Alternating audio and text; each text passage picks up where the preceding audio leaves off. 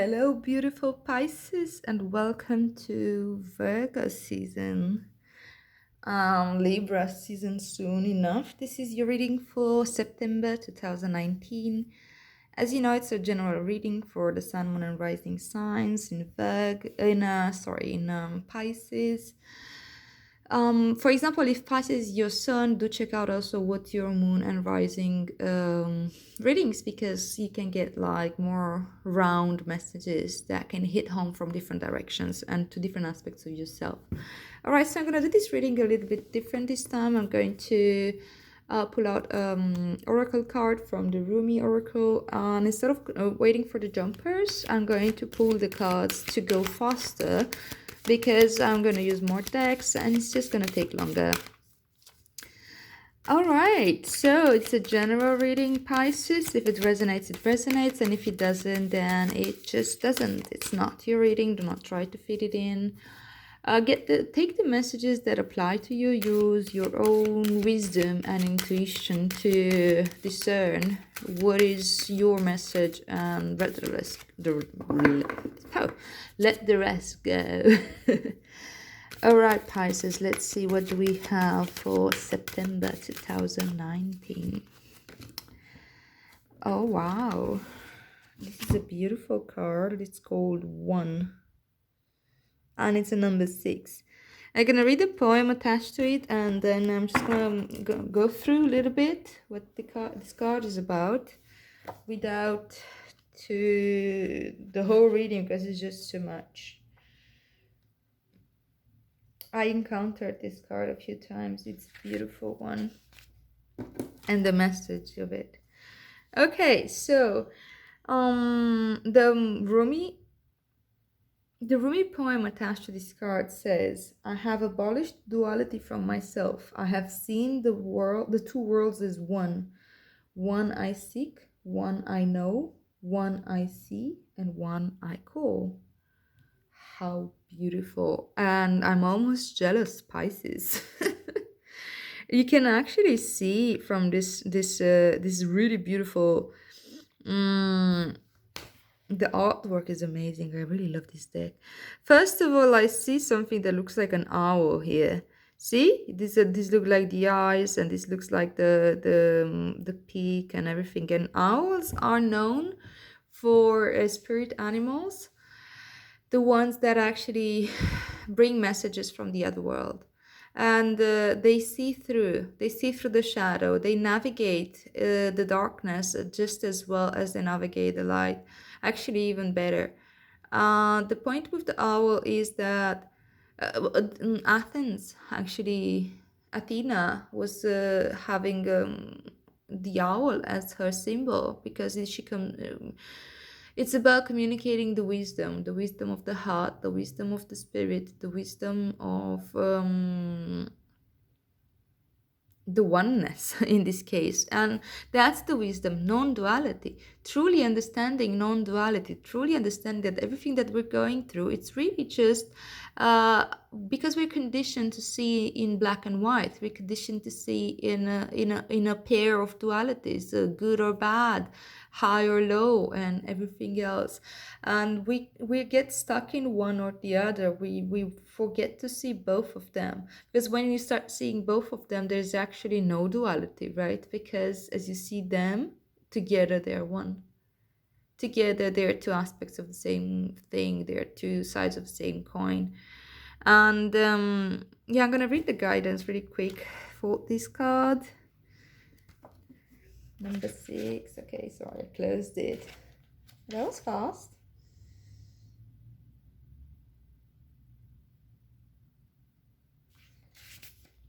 Okay. So this oracle brings you particular guidance. There is a resolution and a perfect coming together of elements in your life that might have seemed disparate or in conflict. Something you have been trying to integrate is so very nearly ready to click into place. Perform the sacred honoring rituals and stay with your process. Okay, I'm going to read the rituals. Usually I don't read the rituals because I don't want to impose on people, or like, I don't know. Rituals are rather intimate. And some people go for it, and some people don't like the whole idea of ritual, but they have their own way of working with their stuff, right? But this time I'm gonna read it to you. It just feels right. Anyhow, the coherence, the integration, the balance, and the coming together you seek is on your horizon, approaching you swiftly now.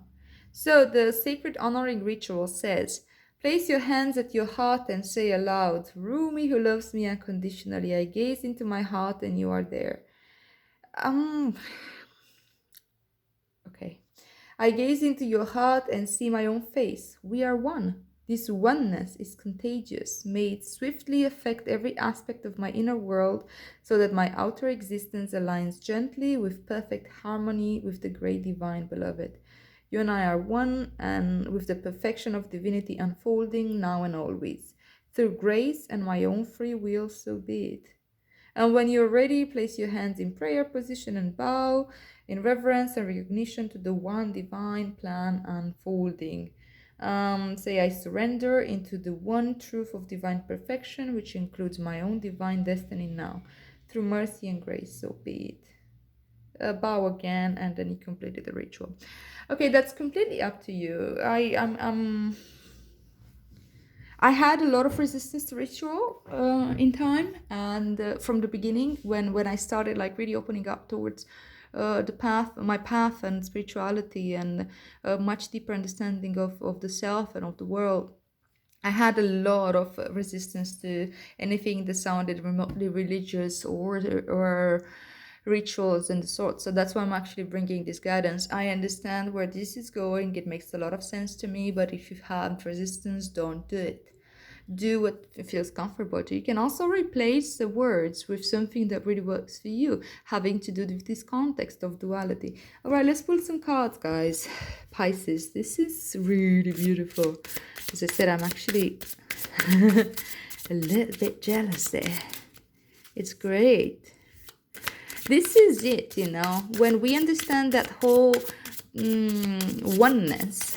It's when we get into that space of glimpsing at the whole concept of non-self that the Buddhists talk about, and seeing really through the lenses of non-duality. That's awakening. That's really when we truly wake up. Otherwise, we're just sleeping. We're just dreaming through one eye or another. Talking about eyes here. Okay, so I'm gonna pull out 4 cards. This is going to be your current energy, the Emperor. This is your challenge. 8 of Wands, swiftness in this deck. This is your advice, mixed happiness. 4 of Cups. I like this approach on the 4 of Cups. Very interesting. This is the Heindel Tarot, if I read that correctly. Okay, and this is your advice, and this is where this is taking you, right? The Sun of Swords in the South, which is the Prince of Swords. Okay, and bottom of the deck, we have Daughter of Wands in the East.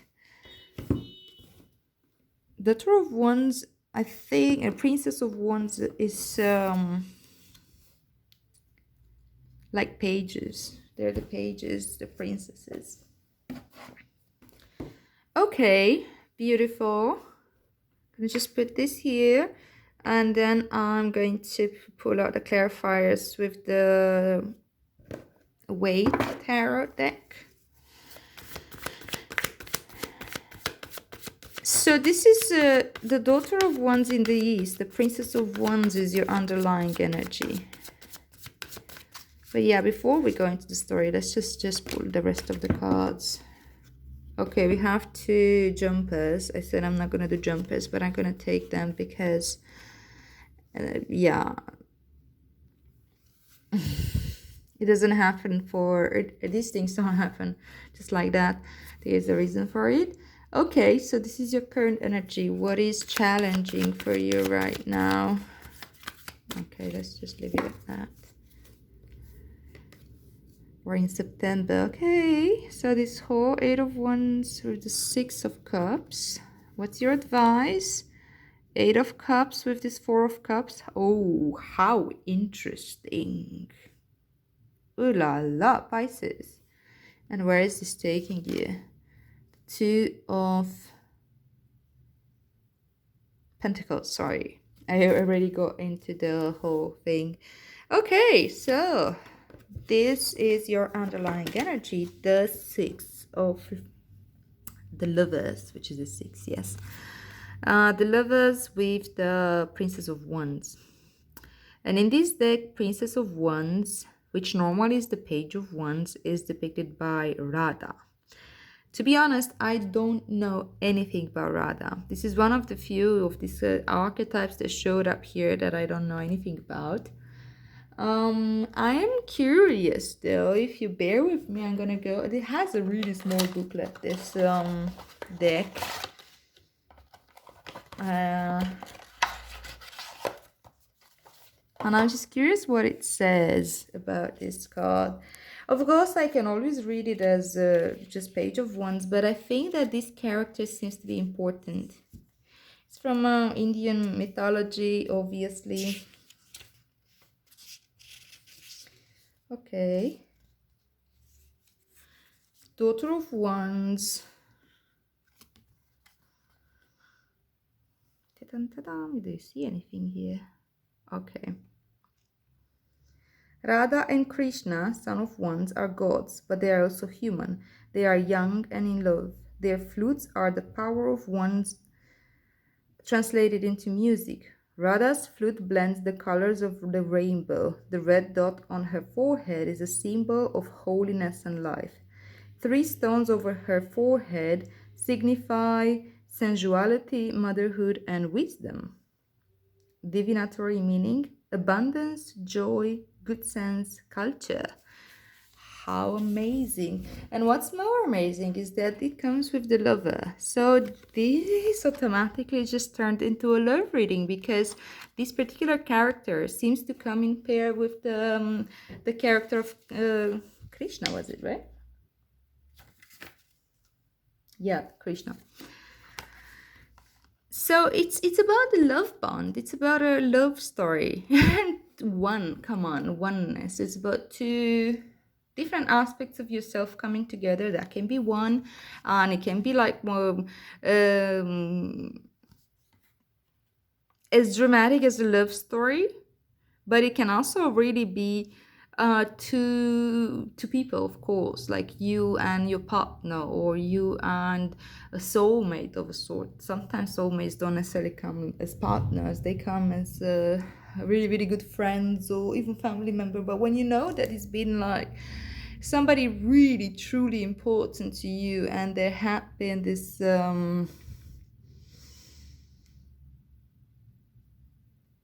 hunger to get to know the person, to know about them, to be around them, or to solve conflicts or inner, you feel that calling towards some people. I think this is about that type of relationship. Your current energy, this is like in the making. This is what we're working with, right? This is your underlying energy. So you have the Emperor as your current energy, and here's like Adam, seriously. This is Aries energy. But again, it's like this is a part of the pair. The Empress is the other side, right? It's all about duality, this reading. And it's about the feminine and the masculine. It's about the lover and the beloved. It's about the 2 aspects, the 2 different aspects of anima and animus, yin and yang. All these pairs. You can take this reading to a very like a love relationship, but it can very well be any kind of pair of dualities, of opposites that you're really going through right now at a deep level. Sorry, you don't see anything here. Huh? How about now? And see, like whatever the pair of duality, there's been conflict in here, and that there are two fives. There are the five of wands and the five of pentacles that come attached to this card. So the emperor traditionally talks about being empowered, being in a position of authority, being strong, knowing how to rule. It's Aries energy, it's super fire, it's about the self, it's about authority, it's about your body, it's about being present, it's about action. But in this case, again, it has to do with Adam. It's like me. This is what Aries stands for. Me. Who am I? Is the first house. And where you are right now in this pair of duality, you're probably in your masculine energy right now, and you feel this call for conflict, and maybe it's actually a healthy conflict. Maybe it's good for you to go through this and allow it to let go whatever energy you've been putting into it and been building up for ages. And it may have to do with like really feeling abandoned, really feeling like left out into the cold, like the whole world failed you, for fuck's sake. Sorry. But it's like we know that this is an illusion, but we still feel it every once in a while. And some of us more than others, depends of the trauma we've been through and what we've been dealing with our whole lives. The patterns that showed up, if we've been literally abandoned by a parent or by a sibling, or like if we've been kicked out of the places that were supposed to nurture us, or things like this, that's gonna put a deep imprint on our soul. But I feel like this has to do again with we've been feeling abandoned by the feminine. If you're male, maybe it has to do with a relationship and the lady left, or if you're female, but maybe the gentleman was carrying more of the feminine energy, the more receptive part, and you were the more outwards, the more extroverted, the yang energy. The point here is that this is an illusion, yeah? But we still need to express it. We're never really alone, and there's always going to be, this is like an opportunity for us to get closer to ourselves. It's an opportunity for us to feel empowered, to grow. We are realizing that there's help out there, and we're learning how to ask. This is what this card is about. And you need to learn also how to bring this up to the ones that like, it doesn't need to come from that place of hatred. You can forgive, but you can also talk about this. You need to really face what happened to you. Whoever left you out into the cold, that's the other side of you, or the other, your partner, your whatever. It's important for you to show up for yourself. It may be an illusion, but you still feel the way you feel. And it's important to own your own feelings. You own your emotions, own your story, and that will help you release it. A call out on the people that hurt you, make amends where you hurt other people, and that will help you really move on. So that's why I'm talking about this healthy conflict.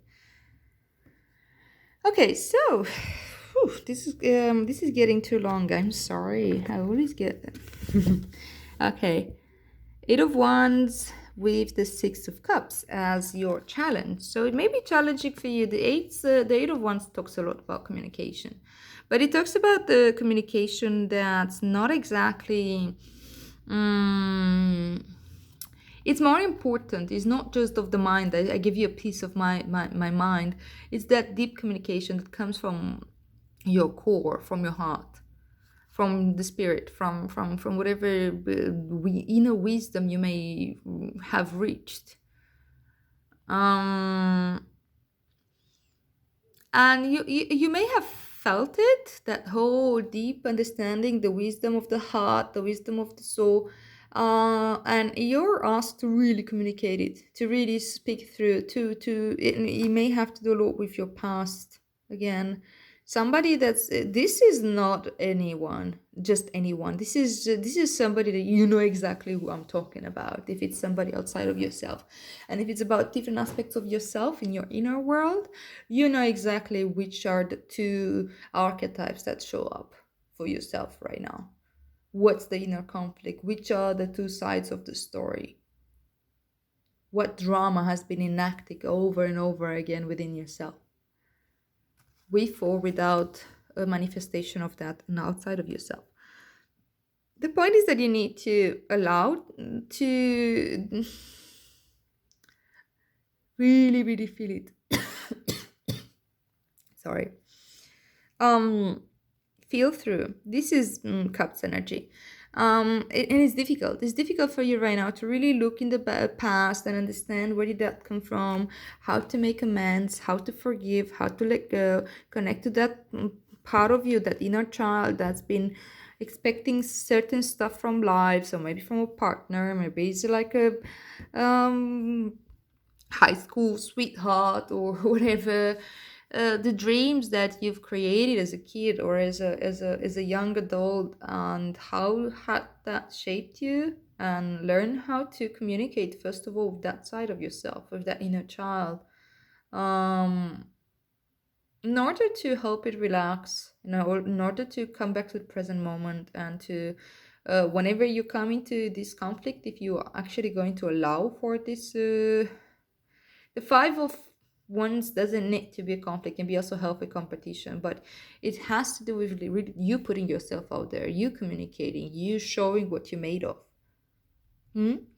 And when you're coming in that space, you can come from a place of not just repeating the whole story, but being fully present, and not by trying to hurt or trying to defend yourself, but truly showing what it is, what it is. This is how things are. This is how I felt. This is how what I've been carrying with me. Yeah, it's my own feelings. Yeah, it is related to your actions. This is how it felt. This is it.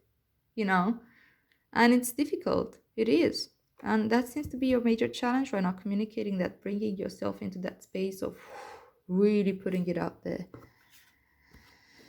And it seems to be like this very buzzy energy that wants to come out, but somehow seems to be difficult. And that's why you have this whole mixed happiness, the Four of Cups, right? Coming with the Eight of Cups, which is like, wow, these two cards talk about emotional stability. The Four of Cups has to do generally with that place where you're a little bit numb, and you can allow yourself to go through stuff, like, go into self-reflection. That's because you don't feel all that dramatic about everything. You get to that point of some type of stability. But if the Eight of Cups is like making a full circle, it's like the whole eight shape. So that means stability on the more of the lower ground, the lower emotions, but also on the higher emotions. And that means that you are able to let go. See, with the Four of Cups, you're getting somewhere. There's some happiness in there, but there's mixed happiness. Some of these cups face up and some of them down. By the way, again, two pairs, duality. Look how these cups face each other. So see, this is your advice, right? This is your advice, Pisces. Use that stability, use that emotional stability that you have to really look what's in your lower emotion, what's in your past, what you've been carrying, what you feel mixed about, what's the conflict, what's the duality, what's the thing that comes in a mixed bag, and really, really have a taste of that and digest it. And you will have the emotional stability and the power to let it go, let go what doesn't work for you anymore. It doesn't need to be just half. It doesn't need to be mixed. You can have real happiness in that moment of awakening, when you really see the big picture, when you really feel one and connected with everything, with absolutely everything. We are one. We are part of the same organism. We just like get lost into our minds and into our daily dramas. Not to say that we don't need to live our lives and have the experience, but it's very important to see the big picture every once in a while. And the Eight of Cups is somebody who's like, okay, I'm ready. I've had enough of what's in these cups. I'm not bitter. I'm not rejecting anything. It's not about coming from a place of defensiveness or like compulsiveness. No, I really, really digested everything. And I know what I need to move on from. And I can, and I'm doing it. See this guy's wearing this red coat, and it's like he's Pisces, like cups are your thing, and there's the moon energy. The moon has to do with your inner landscape, with your emotions, and with your intuition. This person is guided by the intuition, and he goes and looks into the shadow. He goes and looks at what else is there, and he's learning from that. He has the moon as his guide. And he's going willingly. The red coat signifies that he's doing this on purpose. And this is taking you to Son of Swords in the South, which is the Prince of Swords. Series. Aquarius just before you had Isis. And here is a series, the pair. So if anything has to do with an Aquarius, do check it out. And the Two of Pentacles, duality. Everything comes in duality in this reading. Actually in life, but it's so obvious in this particular reading. The Son of Swords in the South, the Prince of Swords, is talking about actually, you know what, I want to read this one too. I'm sorry, like when I get like this whole strong presence and an archetype, look at these eyes, look at this character. I want to know more about it. I mean, like to really get into what it was this intended for, not just my intuition. My intuition does tell me that this has to do with expansion of your mind, communication of the truth, being able to have this communication that we were talking about. See, I just put it right under this Eight of Wands that I was telling you that you have problems communicating. I think it has to do a lot with that. Okay, so Son of Swords in the South. Court cards. Son of Swords. Osiris is a peaceful ruler. His crook and fail indicate his power derives from his role as a teacher of agriculture. He is in white as the first mummy and the lord of the afterworld. Someone gentle yet persuasive, an initiate into esoteric mysteries, kindness. That's very interesting because usually the Son of Swords, the Prince of Swords, which is actually the Knight of Swords in most of the decks, tends to be a rather cruel energy. But this one talks about kindness and about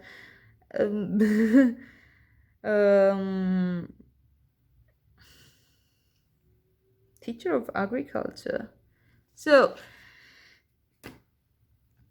it's, I think, teacher of agriculture makes me think of what we know of the earth. Osiris seems to know about the earth, seems to know about the cycles of the earth. In order to teach agriculture, you need to know agriculture, and you need to, and that means that you understand very well the cycles of the world. You understand the cycles of the earth and when the crops come in, when you need to replant, when you need to rest and let go, when is the hard work needs to be done. All these things, you know the cycles. And this is the knowledge that you're going to get through this whole process. plus communication. I still see it. Really see this communication being improved, and you being able to clear out your throat chakra here, baby. With this Two of Pentacles, I think there's a sort of a balance. There's different ways to read this card, but in this case, you see like the emotions are still back in the back. They're kind of crazy there, but there's this person. It's like holding these Two Pentacles in perfect balance with the Infinity sign. We had this 8 here too. Keep coming back to this. And I had this 8. Yeah. And I think like at least you're seeing both of them, right? You see the duality. And this is also duality between the physical and the emotional realm. This is a two. The two has to do with emotions, and the pentacles have to do with the physical. So it's a strong card of like how your emotional state is affecting your reality, your physical reality, the way the things that you attract, the things that show up, the way you act or react, and so on. But you're not gonna be on the, like, you understand the cycles of this, you understand the duality, understand the role of it, and you understand how to look at duality. Whenever you see something, you feel like, oh, this always happens to me, this one thing, or I always feel like this, or I feel when you see just one thing showing up, you will be able, through reflection and through this like the emotional balance that you're getting into, you are able to see both sides of the story. And there you go, there you see the duality, and you gain more balance and more growth. It's like, you always see one side of the coin and you think that's your story. You like see it like really, really close to you, and that's it. You just see this coin coming at you, and then you start zooming out.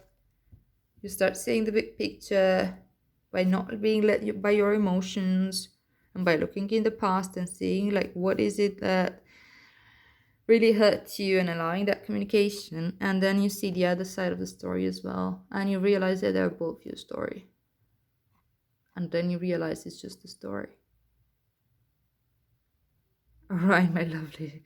I hope that makes sense to you. I wish you have a wonderful September. Do use this Virgo energy. If you resonate, please like, share, subscribe. And I'll see you here soon. Have a lovely September, Pisces.